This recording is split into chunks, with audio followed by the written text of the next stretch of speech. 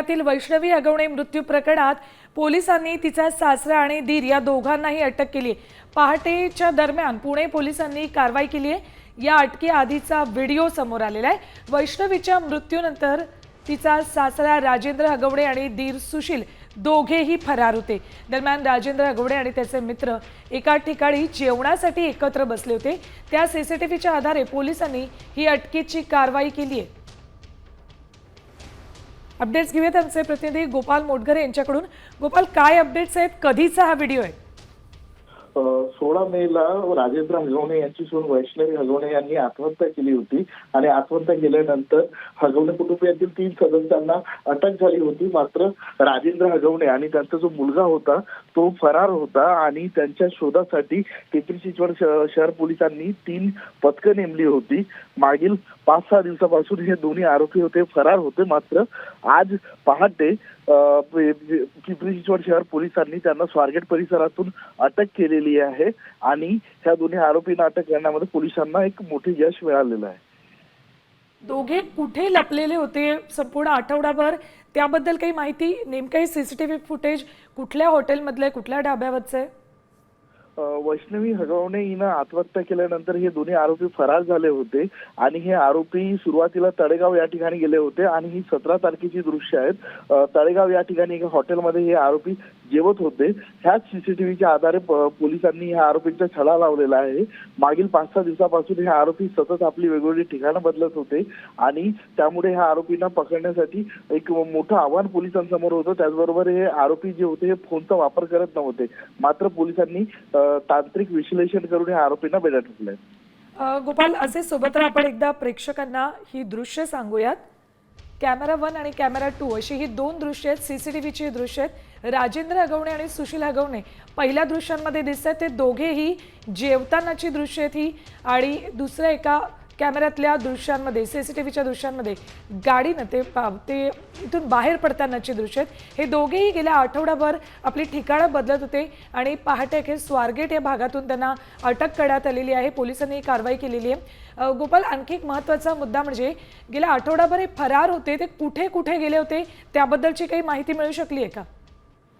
अजून तरी पोलिसांनी यांना सकाळी पहाटे ताब्यात घेतलेलं आहे आणि पोलीस त्यांच्याकडे चौकशी करणार आहेत। नेमकं यांना कुणी कुणी मदत केली फरार होण्यामध्ये आणि त्यांनी कुठे कुठे आश्रय घेतला होता, त्याचबरोबर ते कुठे कुठे गेले होते, या सगळ्या गोष्टीची चौकशी जी आहे ते पोलीस त्यांच्याकडे करतील आणि त्याविषयीची पुढील माहिती मग आपल्याला कळू शकणार आहे। अगदी बरोबर। आपण प्रेक्षकांना पुन्हा एकदा या दृश्यांबद्दल माहिती देऊयात। हे सीसीटीव्ही फुटेज आहे। याच फुटेजमध्ये राजेंद्र आणि सुशील हगवणे हे दोघेही दिसत आहेत, जेवतायत दोघे। एकीकडे सुनेनं आत्महत्या केली, हुंडाबळी या सुनेचा घेतला आणि त्यानंतर हे दोघेही आठवडाभर फरार होते आणि पुणे जिल्ह्यात वेगवेगळी ठिकाणं ते बदलत होते। फोनचा वापर त्यांच्याकडून केला जात नव्हता आणि अटक होऊ नये यासाठी म्हणून त्यांच्याकडनं ही शक्कल लढवण्यात आली होती। मात्र अखेर पोलिसांनी याच एका सीसीटीव्ही फुटेजच्या आधारे या दोघांनाही पहाटेच्या सुमाराला अटक केलेली आहे। 2 ही सीसीटीव्हीची दृश्य आहेत। एका दृश्यांमध्ये जेवताना दिसत आहेत तर दुसऱ्या दृश्यांमध्ये बाहेर पडताना दिसत आहेत दोघेही। सासरा आणि दीर या दोघांनाही अखेर पोलिसांनी बेड्या ठोकलेल्या आहेत। गोपाळ, या दोघांना ज्यांनी ज्यांनी मदत केली त्यांची आता स्वाभाविक चौकशी होणार आहे। कधीपर्यंत त्यांना कोर्टात हजर केलं जाईल याबद्दलचे काही अपडेट्स तुमच्यापर्यंत पोहोचलेत? निश्चितच या प्रकरणामध्ये म्हणजे पोलिसांवर मोठा दबाव होता। हे दोघे आरोपी म्हणजे पोलिसांना मिळत नव्हते, त्यामुळे त्या दोघेही आरोपींना शोधण्याचं एक मोठं जे आव्हान होतं ते पिंपरी चिंचवड शहर पोलिसांसमोर होतं।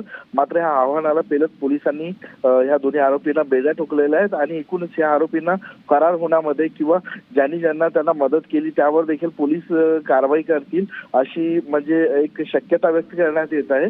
आणि आज दुपारी ह्या दोन्ही आरोपींना पोलीस न्यायालयात हजर करतील आणि त्याच्यानंतर न्यायालय यांना दोन्ही आरोपींना पोलीस कस्टडी देखील सुनावण्याची शक्यता आहे। गोपाळ, या दोघांसोबत इथे आणखी ज्या व्यक्ती उपस्थित आहेत त्यांच्याबाबतचे काही अपडेट्स मिळू शकले, तुमच्यापर्यंत पोहोचलेत का? हे राजेंद्र हगवणे आहेत, हे एक राजकीय व्यक्तिमत्व आहेत आणि त्यांचं पुण्यामध्ये मोठ्या प्रमाणात एक हे म्हणजे एक चांगलं दांडगा संपर्क आहे आणि त्यांची मित्रमंडळी आहेत। त्यांना जे भेटायला आलेले हॉटेलमध्ये जे लोक आहेत हे त्यांचे मित्रमंडळी आहेत आणि त्यांनीच या आरोपींना प्राथमिक काही मदत केली असं सध्या समोर येते। ठीक गोपाल, धन्यवाद संपूर्ण माहितीसाठी. तर ही पुन्हा एकदा आपण दृश्य बघूयात. एकीकडे आपण सीसीटीव्ही फुटेज बघतोय. एका हॉटेलमध्ये हे दोघेही जेवायला गेले होते, सुशील आणि राजेंद्र हगवणे. त्यांच्यासोबत त्यांचे मित्र आहेत. ती ही दृश्य आहेत ज्यांनी या आठवडाभरात हगवणे कुटुंबियांना, राजेंद्र आणि सुशील हगवणे या दोघांना पोलिसांपासून पळण्यासाठी मदत केली. त्या सगळ्यांची आता चौकशी केली जाणार आहे. त्यात आता कोण कोण आहेत या सगळ्याचा तपास पोलिसांकडून घेतला जातोय. हे तेच सीसीटीव्ही फुटेज आहे ज्या फुटेजच्या माध्यमातून पोलिसांनी या दोघांचा माग काढला आणि त्या दोघांनाही अखेर अटक केली. आज पहाटेच्या सुमाराला या दोघांनाही पोलिसांनी अटक केली आहे.